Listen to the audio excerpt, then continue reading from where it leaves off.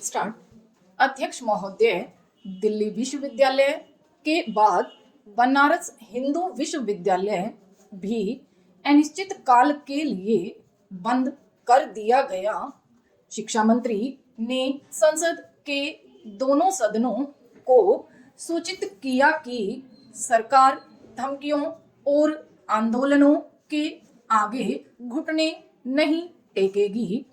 छात्रों के उत्पाद का समर्थन नहीं किया जा सकता और न यह उचित है कि सरकार या विश्वविद्यालय के प्रबंधक तोड़फोड़ करने वालों से समझौता करे। लेकिन यह भी सही है कि छात्रों में जो देशव्यापी अशांति फैल रही है उसे पुलिस तरीकों से शांत नहीं किया जा सकता। छात्रों को उनके राजनीतिक विचारों के लिए दंडित करने का तरीका गलत है और विश्वविद्यालय के अधिकारी इस तरह सफल नहीं हो सकते। कम्युनिस्ट नियंत्रित विद्यार्थी संघ या कांग्रेस द्वारा चलाई जा रही छात्र संस्थाएं ही सही हैं और अन्य किसी राजनीतिक पार्टी को विश्वविद्यालय के अहाते में घुसने का अधिकार नहीं। यह विचार तानाशाही का सबसे प्रबल संकेत है और इसका विरोध होना स्वाभाविक है। केंद्रीय शिक्षा मंत्री ने सब राजनीतिक दलों से अनुरोध किया है कि वे छात्रों को समझाएं और शांत करें।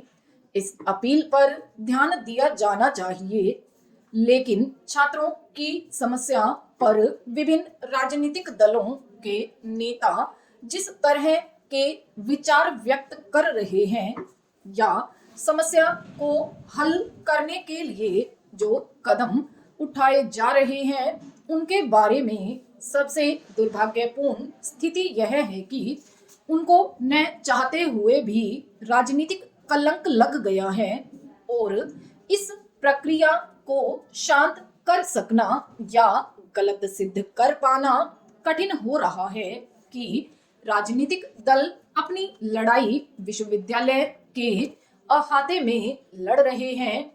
छात्र आंदोलन पिछले कई वर्षों से जिस तरह चल रहा है और एक दल अपने पैर जमाने की जिस तरह कोशिश कर रहा है और इन प्रयत्नों के परिणाम स्वरूप जो टकराव हो रहे हैं, विश्वविद्यालय के प्रबंधकों को उनकी समझकर समस्या का हल निकालना होगा, लेकिन ऐसा नहीं हो रहा।